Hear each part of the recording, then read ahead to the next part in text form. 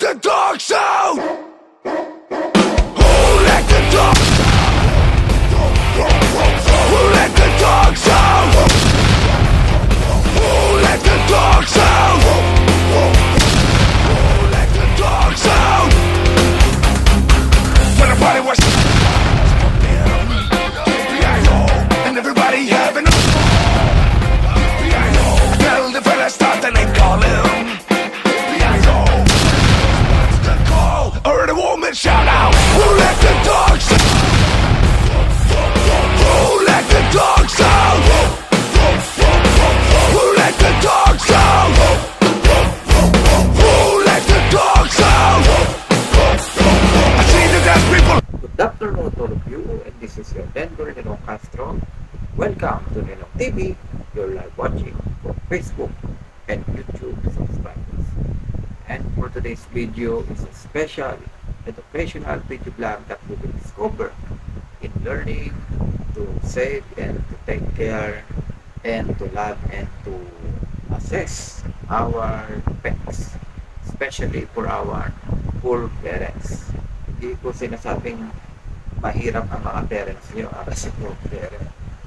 But the meaning of poor parent is the people who is taking care and manage dogs or cats or any pets on your home. So sila yung mga tinatawag na poor parent. And very related ang ating topic ngayon dahil ang title ng ating video blog is Studying the Noisy Dogs and Their Lives. So Ninong TV special educational blog in learning the lives of the dogs. Alright.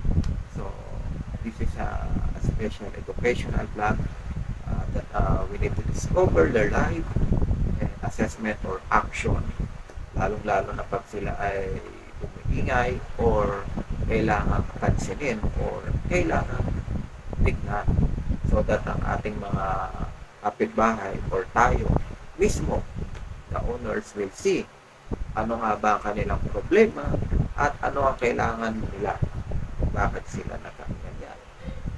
So first thing that we will discover here is ano nga ba ang lahi ng mga aso. The first thing that we will discover here is the Aspin. Yan ang basically na meron tayo dito sa Pilipinas na pwede mo makita sa lansangan. And basically, yan yung asong madaling bilhin, madaling kunin, or hingin. Aspin is a short term asong Pinoy, meaning Philippine native dog. So, that is the meaning of Aspin. That many percent of the Filipino people have that kind of dog. The Aspin that is living on your home, kanilang ginagawang bantay, literally. No? So, meron naman tayo ditong example ng mga imported dogs just like the Bulldog, German Shepherd, Golden Retriever, Husky, Poodle, at Chihuahua. So, this is a kind of dogs na meron naman yung mga taong medyo yayamanin, nasa subdivision. Ito naman yung mga asong hindi nila nilalabas. Literally kasama nila sa loob ng bahay, may sariling kwarto, no? Iba naka-aircon pa, nakadamit pa. Ito talaga yung mga imported, yung mga mabalbon, talagang inaalagaan ng todo ng mga poor parents. So in this topic, we will discover is a kind of dogs and their lives and the noises, no? Paano ba natin ma-assess ang kanilang mga kaingayan na araw-araw natin naririnig at araw-araw na lang bibigay ng rinde sa ating mga isipan. Malalaman natin yan dito sa ating blog of Studying the Noisy Dogs and Their Lives. And for this one, we will discover on the first slide is dogs in danger. So dahil may mga animals tayong endangered species, ang mga dogs din ay may mga danger rin sa kanilang buhay. At ano-ano nga ba yun? So we will discover here is the dangers on their life and also the action to rescue. Kung ano nga ba ang gagawin ng Animal Kingdom at ng ating ahensya to save those of the dogs who is in the danger. Ano nga bang danger ito? Panoorin natin dito sa video vlog na ito. Ito ng CCTV na ipinadala sa GMA Integrated News ng hindi nagpakilalang source. Kita ang dalawang asong tahimik na nagpapahinga sa kalsada ng isang subdivision sa Kidapawan City. Maya-maya lang, ang isang aso biglang tila namilipit sa sakit at tumakbo naman ang isa pa. Nabaril pala ang aso. Ayon sa source, may ilang nakarinig sa putok ng baril na lumabas at nagmalasakit na saklolohan at iuwi ang aso. Pinuntahan ni City Veterinarian Dr. Eugene Gornes ang aso para suriin at gamutin. Sa x-ray, kitang tinamaan ng bala ang buto sa bandang likod ng aso at hindi ito tumagos palabas. Kuha ito ng CCTV. Natagpo ang kinatay na ng dalawang mangingisda. Nakatutok si Andrew Bernardo ng GMA Regional TV Balitang Southern Tagalog.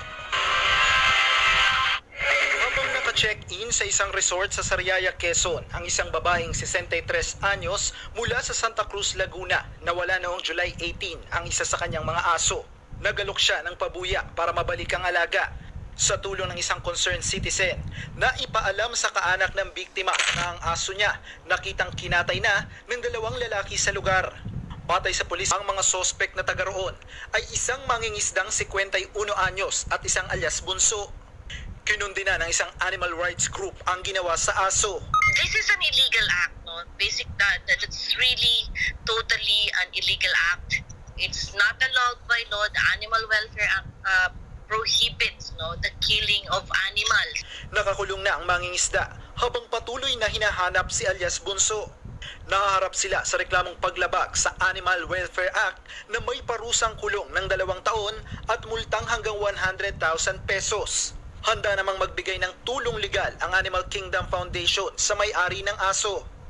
Hinikayat din nila ang mga barangay official na paigtingin ang pagbabantay Ng kanilang mall.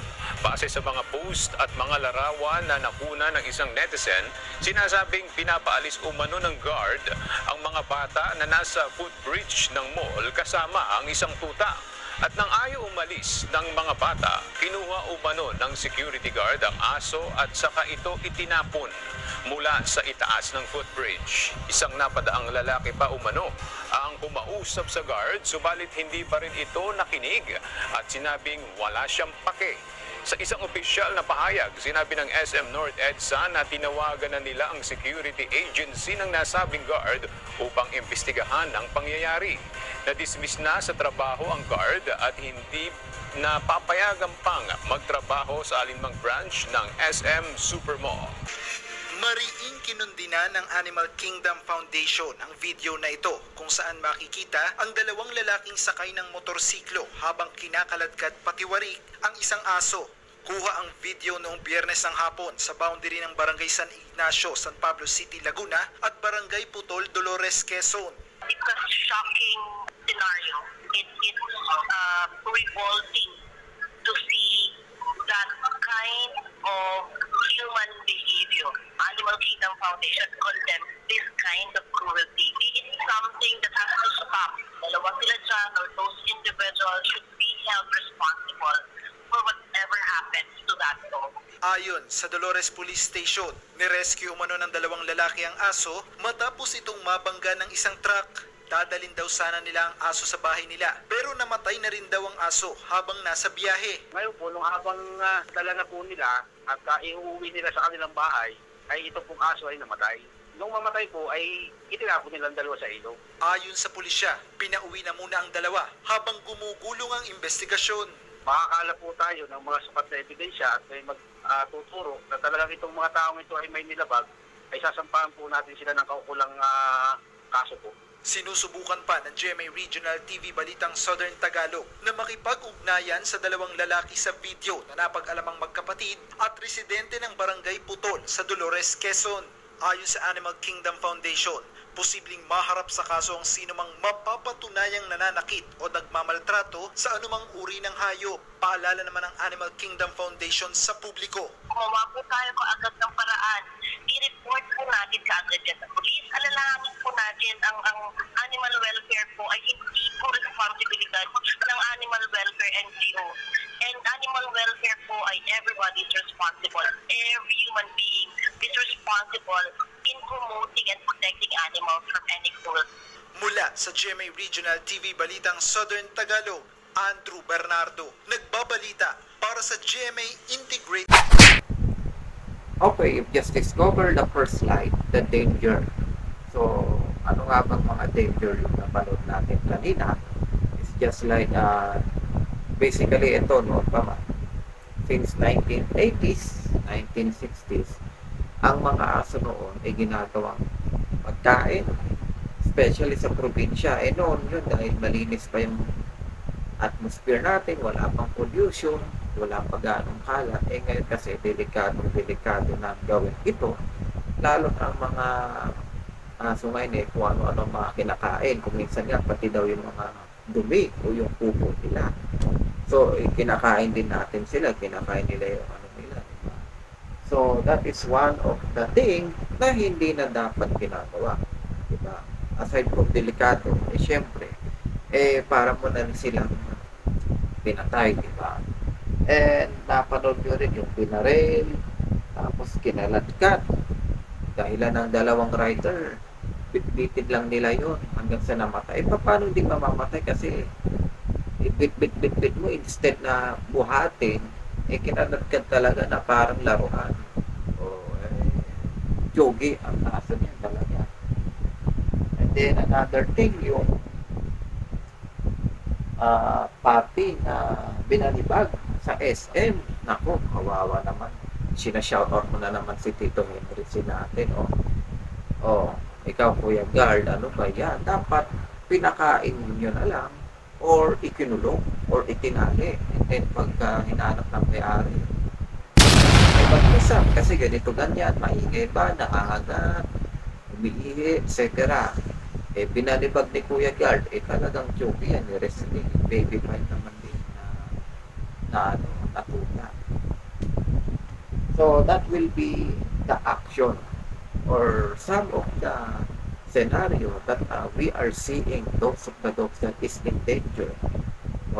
So bilang isang responsibly pet owner or poor parent, we need to take care of our dogs and we need to take some of the plan how we can save them para hindi sa kanila pa mangyari. Especially ito, ang pag-uusapan natin on the next episode is yung mga dog noises. Bakit nga ba nag-iingay ang ating mga alaga? Aside sa gutom sila o may problema. Pero kung ang typical na kaingayan na to araw-araw, oras-oras at halos sa isang taon, sila ang naririnig mo at walang pahinga ang tenga mo. So we will discover here is the dog noises on how they bark, yung arp-arp nila, kung anong assessment or bakit nga ba sila tumatakbo. Check it out.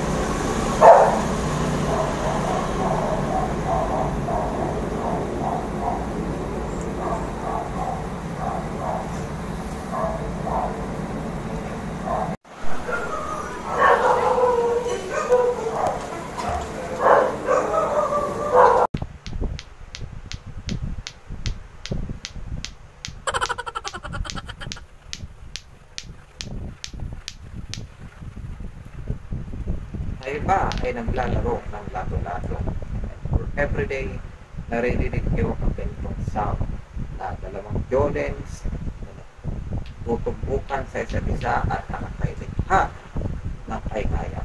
It's just like what we are having a special lesson for today, at ito rin ay ngayon pinag-uusapan at naplano ng iba.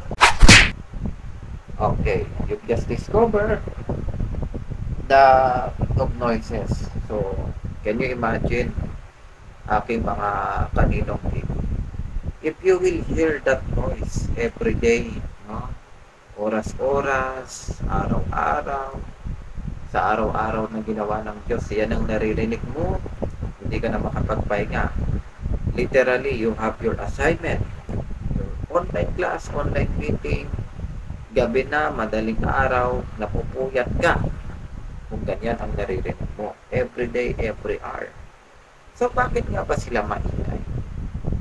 Especially sa ating mga dog owners, sa ating mga kapitbahay, na may mga ganito ring problema. One of the examples of the dog noises that we can discover here is may tao. So literally, mag-iingay talaga sila pag may tao. Dahil ano ba nila yon? Sino ba yon? Diba? So magtatahol sila na may tao. Sino ka? Ganyan. Kaya sa mga owners, kailangan nyo rin i-check ang alaga nyo kung bakit tahol ng tahol. Baka mamayakin nyo yon, like delivery. O malay nyo, may bisita kayo or other concern.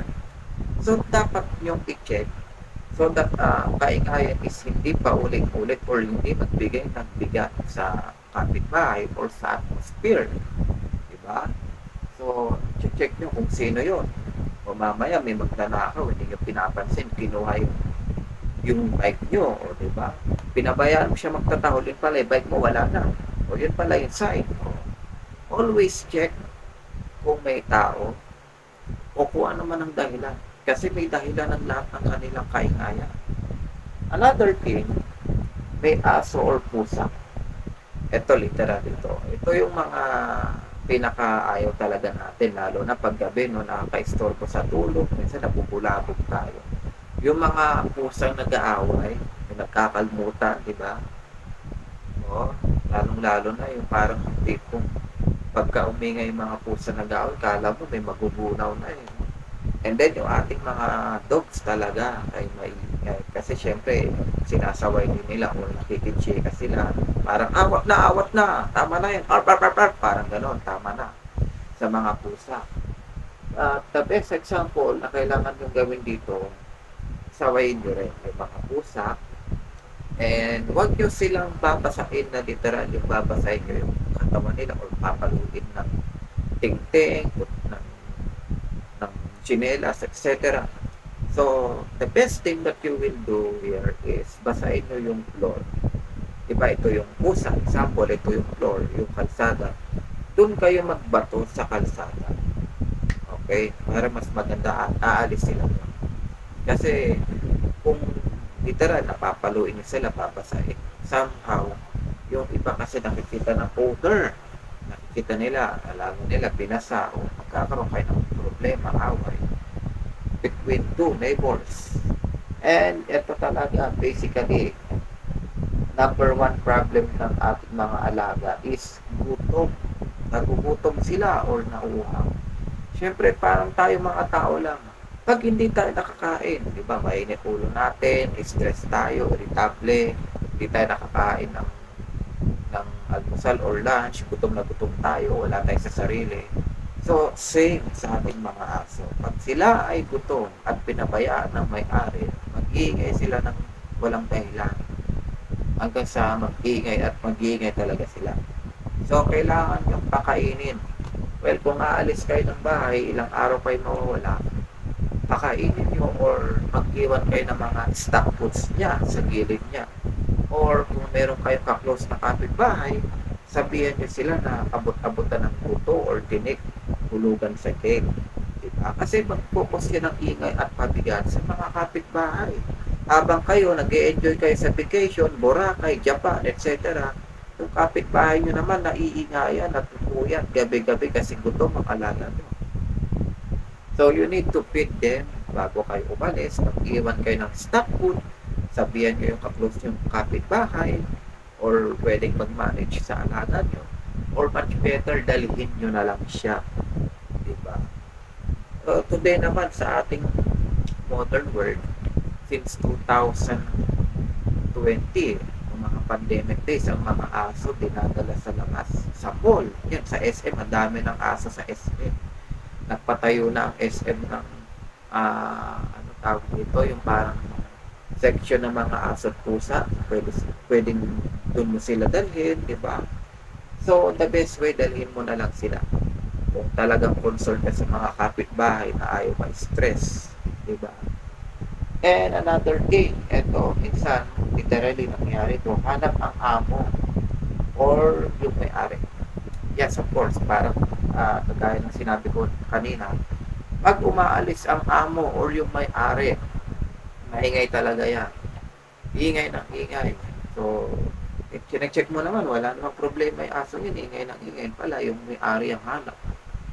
So, the best way talaga, if you will go out with your family, with your friends, alam mong magbibigay ng alanganing kabigatan ang inyong alaga, you better bring him or her. Yung aso nyo, isapay kita sa travel nyo. Diba? Kaysa naman mabibigitan ng kapitbahay, kayo nag-e-enjoy kayo sa labas, sa kapitbahay nyo na-i-stress. O, diba? Or kung iiwan nyo naman talaga, ay sabihan nyo yung kanilang kapitbahay na or yung kaklose ng kapitbahay, si Marites o friend, alis kami, ikaw munang bahala kay Putchokoy, kay kay Bani, kay Junpo, o kung ano mang pangalan ng alaga nyo, o hulugan mo ng ng buto, ng tinik, yan sa gate ko, ganun yun wala. So mas maganda yon na better assessment so that we can decrease yung ating mga stress sa lansangan or sa ating komunidad. At maganda rin yun na example that if you're not a dog owner pero yung kapitbahay mo may aso and then ang ingay-ingay, diba? Every time alis sila, hindi nila pinapansin, walang pakain, ikaw ang magpakain. You talk for that owner, sir, ma'am, pakainin ko lang po yung alaga nyo para po malis yung ingay, diba? Something like that, and then it will be better. Ang alaga nila magiging mabuti na rin at hindi na ganong wild, mag-ingay o hindi na irritable kasi pinakain mo siya. So good din naman yan, diba? Na tayo ay magpakain, diba? Kapag nauhaw, mainumit, pag nagutom, pakainin mo. So it's just like instead, ito connected dito sa action ng ating mga alaga. Instead na binabaril mo, pinapatay mo, pinapahirapan mo yung mga aso because of that problem, you better to do is to feed. Kasi sabi nga ni Jesus, love your enemy. Ang tunay na weapon pa rin natin is CSR. The action, the assessment that we need to feed them. We need to talk to the owner. Sir, ma'am, hindi ako makatulog po sa alaga nyo. Walang focus sa online class yung aking mga kasamahan. Or even you, wala kang focus sa online work, kung lalo na call center. Tapos homestay ka, mahirap yan. Kapag yan, ang kliyente mo araw-araw, puro aso. Diba? So, you need to talk to the dog owner. Sir, ma'am, maaari lang po. Sakali, ipakibawasan natin ang ingay natin. Or kung gusto nyo, hulug-hulugan ko ng mga puto, mga tinig. So that malis yung kanilang wild. Kasi the more na gutom ang ating mga aso, the more na wild at maiingay sila. Kagaya na sinabi ko kanina, parang tao lang din. Pag gutom ang tao, mas high risk ang kanilang stresses. So same sa ating mga alaga. So that will be the assessment form that we can do to save or to have action sa ating mga alaga, lalo na kung ito'y maingay. For the next episode that you will discover is the CSR. Ano nga ba yung mga CSR? So, hindi lang po tayo nagpapalabas ng CSR sa aking mga business shows of Henry C. and others, pero sa ating mga aso rin. So, we will check out the CSR or a special care on how we can take the action sa ating mga alaga.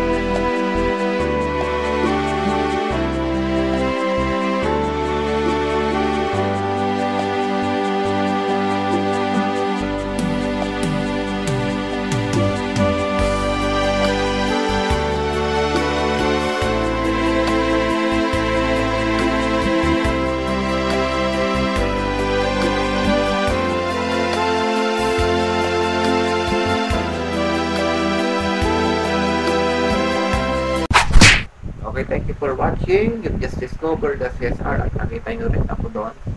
Ako po yung nagpakain doon sa brown na aso. That was my video vlog last time. Kasi kailangan din natin mag-share ng blessing din lang sa mga tao kundi sa mga friend. You know, kasi ang kahingayan, parang ano yan. Parang lato-lato, di ba? Lato-lato, walang hanggan, parang nakakarindi sa iba yung kaingayan niya.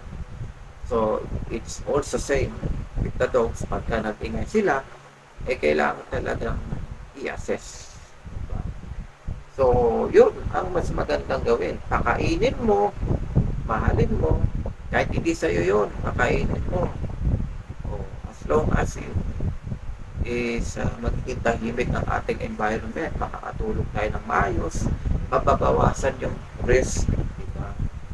So, as much as better, on the next step, you better talk to the owner, o kung matigas, ayaw kang pakinggan dahil ma-pride yung may-ari, huwag mo pa rin labanan, or huwag mong gantihan. Ang gawin nyo, yung go to barangay, mag-usapan nyo yung problema nyo. Diba? Kung maaari, makakaya. Kasi, may iba talagang mga pet responsibility or the pet owner is mga ayaw minsan sa mga ganyan bagay. And then you have to make a way. And of course, magdasal tayo. Magdasal tayo kay Lord na sana makayanan natin ito. Yung mga ingay na yan, sana tumahimik or yung mga may-ari alagaan nila. Now, if you have your own dogs, ikaw mismo may aso na, is alagaan mo siya ng maigi, pakainin mo. Always check kung bakit siya nag-iingay. Huwag mo nang hintayin na mag-ingay siya ng 5 minutes, 1 hour bago mo siya pansinin. Diba? Ibang klaseng ingay na yun. Somehow, yung iba, nag-rosary, nagpe-pray, nag-Bible study, especially pag Holy Week days. Yung ibang family, nagde-devotion. O hindi nila mapil na Holy Week, paano? Alaga mo ingay ng ingay, hindi nila alam kung ano bang araw ngayon, Holy Week ba o Happy New Year, diba? Hindi nila alam kung anong isa-celebrate nila, bagong taon ba o araw ng mahal na araw. Kasi yung alaga yung umi-eksena sa devotion nila. So that will be an assessment to check. Diba? So thank you for watching, and God bless all of you. At dito po nagtatapos sa ating programa for the title of Studying the Noise Dogs and Their Lives, Ninong TV Special Educational Vlog in learning the lives of the dogs. And before I end this presentation, I just want to shout out and to give thanks also for another classmate of Aya. Dumadami ang aking mga subscribers and discovery, to Mr. Steven Tumulak. So thank you for your promoting and for your posting Ninong TV on your GC and your classmates. At dahil dyan po 10% na dagdag sa aking subscriber. Maraming salamat sa iyo, Steven, for promoting my show, and so that we can spread the education, the vlog show, and entertainment, of course. So as a millennial students, I created Ninong TV for the student, para kayo may patutunan, to watch and to entertain. And somehow I'm wishing you, Steven, na makasama ka sa programa ng Ninong TV to be a special guest, like to be role sa aking mga upcoming show. Gaganap ka na may-ari ng ganito, may-ari ng restaurant, or etc. And then you will have a special production talent. Usap tayo in your free time and PM me for this one. And I hope you're free for that. So thank you mga watchers. At lagi nyo lang pong kaalagaan ng inyong mga aso. Huwag nyo pong pabayaan na ma-stress ang kapitbahay. Kung ayaw nyo pong mapahamak sila, magkaroon ng problema, diba? Just take care of them. Wala tayong problema. Tahimik ang mundo. Thank you.